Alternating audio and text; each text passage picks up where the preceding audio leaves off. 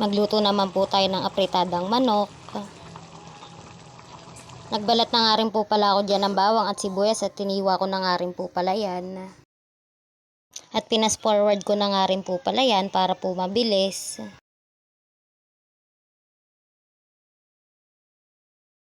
Babalatan ko na nga rin po pala yung patatas dyan tsaka yung carrots. 2 patatas nga lang din po pala ang gagamitin ko tsaka 1 carrots.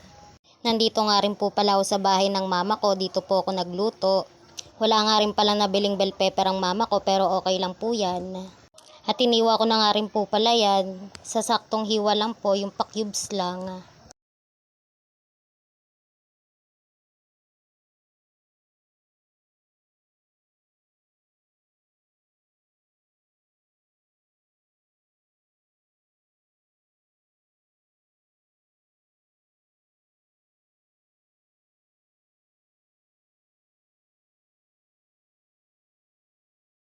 At nagpabili nga lang din po pala si mama ng 1 buong manok sa kapatid ko. Ayan na nga lang din po pala yung lulutuin ko. Dito nga rin po pala hinuhugasan ko na po dyan yung manok.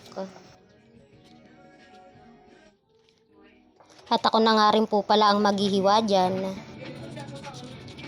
Medyo mapurol nga rin po pala yung kutsilyo dyan pero okay lang po, nakakahiwa naman po.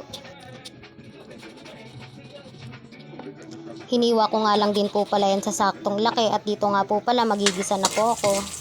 Nagisa na nga rin po pala ako dyan ng bawang at sinunod ko na rin po dyan yung sibuyas. At nang okay na nga rin po pala, ilalagay ko na po dyan yung manok at yan, nahalo-haluin lang po. Gigisahin ko lang po yung mabuti.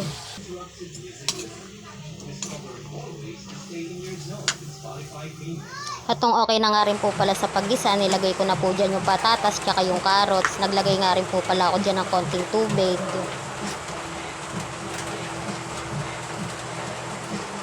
At nung medyo malambot na nga rin po pala, naglagay na nga rin po pala ako dyan ng tomato sauce tsaka po ng ketchup.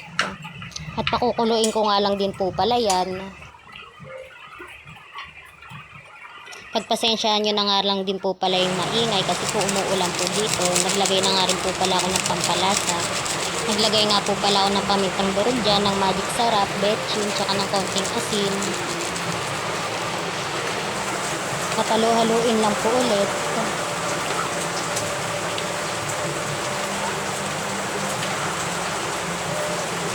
At aantayin ko na nga lang din po pala kumulo yan. Saglit na nga lang din po pala yan at maluluto na po yan.